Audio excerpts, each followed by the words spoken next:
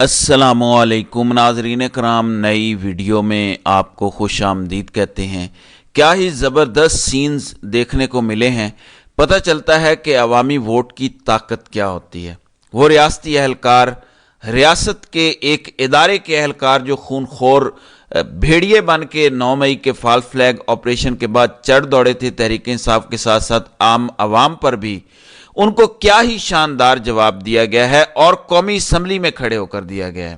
ناظرین، یہ جواب تاریخ کا حصہ بن گیا ہے اور ٹی وی پہ شاید یہ سارے کلپس نہ ہوں، لیکن سوشل میڈیا اور ہر جگہ پھیلانا اس کو اپنا فرض سمجھیں، اور تحریک انصاف کی ٹوٹل پالیسی یہ ہوگی جیسے اسمبلی میں ہوا ہے تو ہی اس ایوان میں قدم رکھنے کا جواز پیدا ہوتا ہے۔ اپنا حق فارم 45 کا واپس لینا، ان میں سے کسی کو تسلیم نہ کرنا اور ان کی ناک میں دم کیے رکھنا جب تک کہ یہ آپ کا حق واپس نہیں کرتے، یہ واحد طریقہ کار ہے۔ اور اس کے لیے تحریک انصاف نے آج مختلف جگہوں پر احتجاج کا اعلان بھی کیا ہوا ہے، جس میں شامل ہونا ضروری ہے۔ پاکستان صرف تب آگے بڑھ سکتا ہے جب فارم 45 کے مطابق ملک چلایا جائے گا۔ آپ کو بتاتا ہوں کہ ہوا کیا ہے۔ سرفراز بگٹی یہ 2022 کے رجیم چینج آپریشن میں ساتھ تھا، پی ڈی ایم کا حصہ بھی رہا، پھر یہ اٹھ کے نگران حکومت میں آ جاتا ہے۔ نگران حکومت ختم ہونے سے صرف چند ہفتے پہلے وہاں سے ریزائن کرتا ہے اور الیکشن کے لیے کاغذات نامزدگی جمع کروا دیتا ہے۔ وہاں سے اس کو جتوایا جاتا ہے فارم 47 کے ذریعے، اور اب یہ وزیر اعلیٰ بلوچستان کا امیدوار ہے۔ آپ ذرا اندازہ لگائیں کہ کس طرح کا کھلواڑ کیا جا رہا ہے۔ یہ ہیں وہ ٹاؤٹس، یہ ہیں وہ بوٹیے جن کی وجہ سے بلوچستان کا نوجوان پہاڑوں پہ چڑھ جاتا ہے۔ جب وہ صدام ترین کو ووٹ دیتے ہیں، جب وہ سالار خان کاکڑ کو ووٹ دیتے ہیں تو یہاں پر ووٹ تسلیم نہیں کیا جاتا۔ کچھ لوگ جن کی نوکریاں پاکستان سے بڑی ہو گئی ہیں خود کو اگلے کل سمجھتے ہیں اور اپنے پٹھو بٹھاتے ہیں تاکہ ان کے ذریعے تمام چیزیں کنٹرول کر سکیں۔ کچھ افراد نے پیسہ کمانا ہے اور اس کے لیے پورے ملک کو انہوں نے کوئلوں پہ بٹھا دیا ہے۔ یہ تقریر ذرا سنیں ایک بار، آپ کے دل میں ٹھنڈ پڑ جائے گی کہ شکر ہے کوئی بولا تو ہے۔ یہ ذرا ملاحظہ کریں۔ پھر بھی اداروں کو سکون نہیں ملا، پھر بھی اس حکومت کو سکون نہیں ملا، اور پھر ایک نیا ڈرامہ کیا۔ جب اسے پتا چلا کہ عمران خان ہم ان کے دلوں سے نہیں نکال سکتے تو 9 مئی کا ڈرامہ کیا گیا۔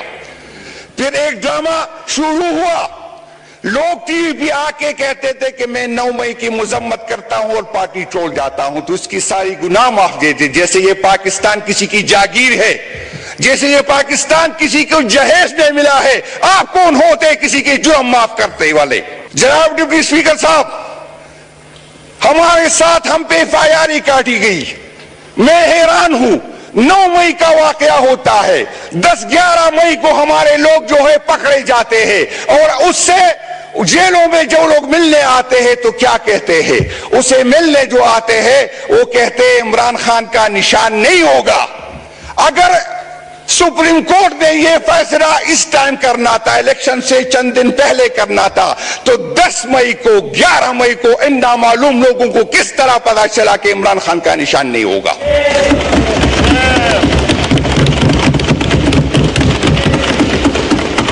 9 مئی کا ڈرامہ میں ان کو بتانا چاہتا ہوں۔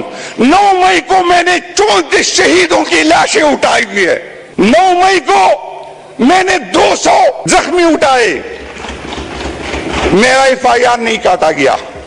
جی ناظرین اکرام، یہ وہ تقریر ہے جو 12-14 منٹس کا ایک پورا کلپ ہے، میں سارا چلا نہیں سکتا۔ یہ تاریخ میں جائے گا، جس میں جنید اکبر نے کہا کہ تم نے عمران خان پہ سرخ لکیر لگائی تھی، ہم وہ سرخ لکیر مٹا کے آئے ہیں اور تمہارے ہاتھ بھی توڑ دیں گے۔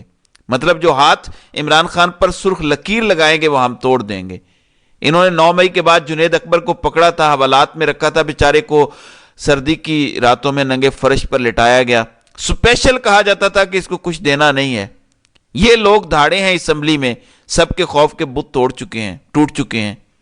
آپ نے امپورٹنٹ بات سنی کہ 9 مئی 2023 کو فالس فلیگ آپریشن ہوا۔ انہوں نے سب سے امپورٹنٹ بات اس کلپ میں یہ کی کہ 11 مئی کو جب ہمیں 9 مئی کے بعد گرفتار کیا گیا تو 11 مئی کو جو لوگ آئے انہوں نے کہا کہ عمران خان کا نشان نہیں ہوگا۔ کیسے انہیں پتا تھا؟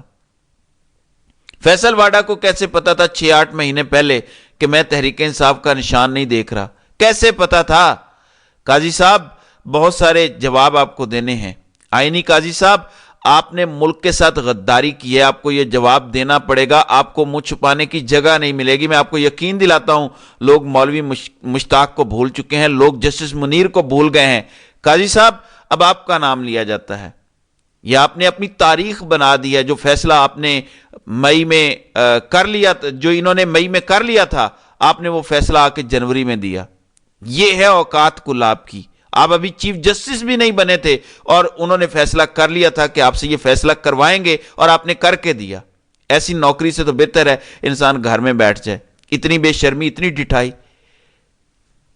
अब आपको इमरान खान और उसकी पार्टी से जुड़े तमाम केसेस से खुद को अलहदा कर लेना चाहिए, अगर आप में थोड़ी सी शर्म, थोड़ी सी हया हो। ये जरा चेक करें ड्रामा। पंजाब पुलिस का इमेज बिल्ड करने के लिए एक ड्रामा रचाया गया। इसमें एक हीरो किरदार बनाने की कोशिश की गई, फिर नौटंकियों के सरदार उससे जाके मिले, सर पर हाथ रखा और अब उसके हाथ चूमे जा रहे हैं। और सऊदी सफारत खाने को बुलाया गया क्योंकि सारे अरब ममालिक भी इस सारे रजीम चेंज ऑपरेशन में उनका भी कुछ ना कुछ हिस्सा है। उनसे बुला के कहा गया कि इसको हम रॉयल स्टेट विजिट देंगे। पूरे 2 साल से ये खातून भी इस डर्टी गेम का हिस्सा रही है। तैयबा राजा बाहर आई, उन्होंने नाम लेकर बताया कि ये हमें 6-8 घंटे वैन में बिठा के घुमाती रही पूरा लाहौर, और फोन पे किसी से बात करती रही कि हाँ हाँ वो लड़कियां हमारे पास हैं। हर जुल्म इन लोगों ने इन 2 सालों में करवाया। और अब पुलिस की इमेज बिल्डिंग के लिए एक फेक तमाशा खड़ा किया गया कि पुलिस एक औरत को बचा के ले गई, उसको इंटरनेशनल इश्यू बना दिया, सिर्फ इसलिए कि पंजाब पुलिस का इमेज रिस्टोर किया जाए कि वो तो जुल्म नहीं करते, वो तो बड़ी अच्छी पुलिस है। ऐसे इमेज रिस्टोर नहीं होगा।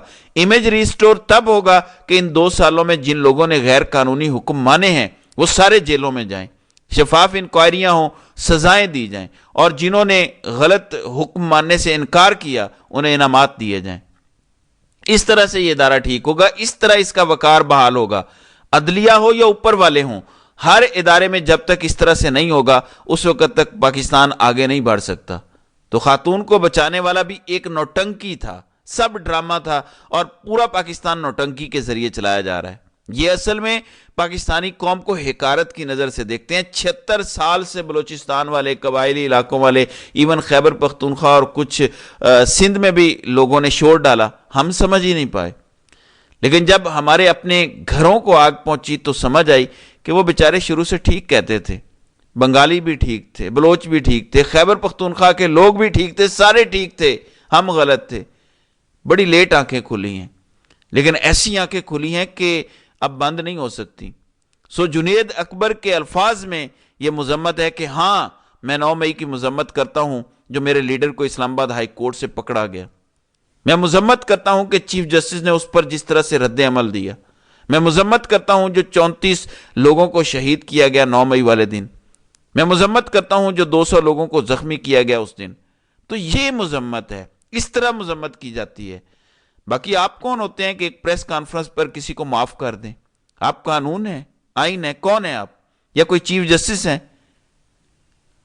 हमारे अदालतों में बैठे जजेस को भी शर्म और हया नहीं है कि तुम्हारे नीचे एक केस है, FIR दर्ज हुई है, तुम लोगों ने रिमांड दिया हुआ है, बंदा अगवा होता है, वापस आता है, प्रेस कॉन्फ्रेंस करता है, सीधा घर चला जाता है, तुम्हें कोई परवाह ही नहीं है।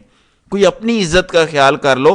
अपने घर वालों को क्या मुंह दिखाते होगे कि मैं आज जज बन के गया था, वहां मुझे उन्होंने अपने जूते चमकाने वाला एक चपरासी बना के खड़ा किया हुआ था। हमारे मुल्क के चीफ जस्टिस का यह हाल है कि बूट वालों का चपरासी बन के खड़ा है।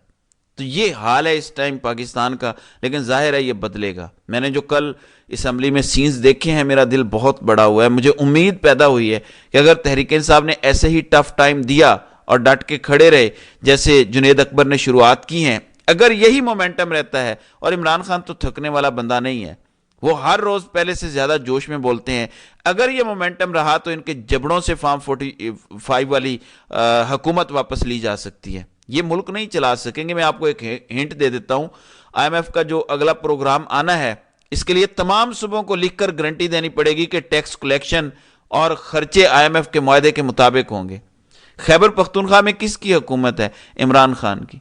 IMF کا پروگرام ہی وہ چیز ہے جو ان کو گھٹنے ٹیکنے پر مجبور کر دے گا. دو ہی حل ہیں، یا گورنر راج لگانے کی بات کریں گے جو کہ خیبر پختونخوا والے کسی صورت لگنے نہیں دیں گے. وہاں پر 2/3 اکثریت PTI کی ہے. ان کو سمجھ ہی نہیں لگے گی کہ ان کے ساتھ ہوا کیا ہے. اتنا بڑا پنگا ان کو ہضم نہیں ہوگا. تو IMF کے اس پروگرام پہ اب تک جب تک PTI کے دستخط نہیں ہوں گے یہ وہ پروگرام لے نہیں سکتے. اس لیے ان کو نیگوسیشنز کرنی پڑیں گی، سیٹیں واپس دینی پڑیں گی، اور آپ دیکھتے جائیں یہ بہت جلد ہوگا. تو ناظرین کرام، آپ کی اس ویڈیو کے حوالے سے کیا رائے ہے؟ آپ اپنی رائے کا اظہار کامنٹ سیکشن میں ضرور کیجئے گا.